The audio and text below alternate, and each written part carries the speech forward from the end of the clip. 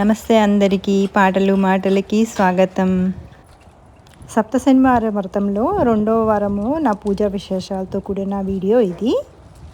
ముందుగా శంకుపూలు కోసుకున్నాను.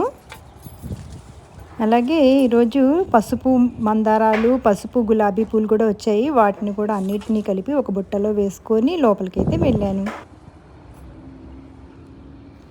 స్వామి పసుపు పూలతో చాలా బాగున్నారు కదా, కళగా అనిపించింది నాకైతే.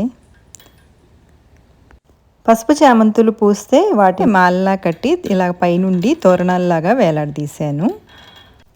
శంకు పూలను కూడా మాలలాగా కట్టి స్వామికి మెళ్ళో అలంకరించినట్టుగా పెట్టాను. ఇలా ఇంట్లో పూసిన పూలనే మాలలుగా అల్లి స్వామికి వేయడం నాకెంతో ఆనందం అనిపించింది. మరి మీకెలా ఉంది? నాకు కామెంట్ బాక్స్లో తప్పకుండా మీ అభిప్రాయాన్ని తెలియచేయండి. ఇంకా అన్నీ సిద్ధం చేసుకొని పువ్వులు అలాగే తులసి దళాలతో అష్టోత్తరం అయితే చేసుకున్నాను. ఆపై గోవిందనామాలు కూడా చదువుకొని కథలు విన్నాను.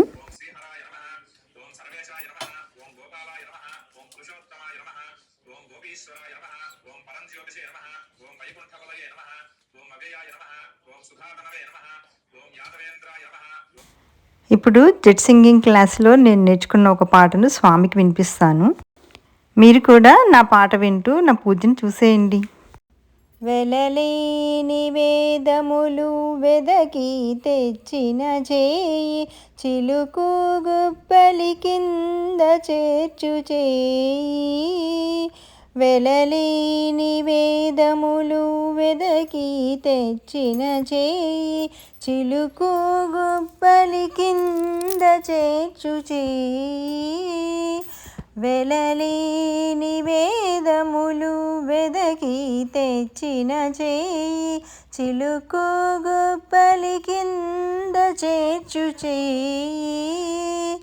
కలికి అగోబూకాంత కౌగిలించిన చేయి, వలనైన కొనగోళ్ళ వాడి చేయి.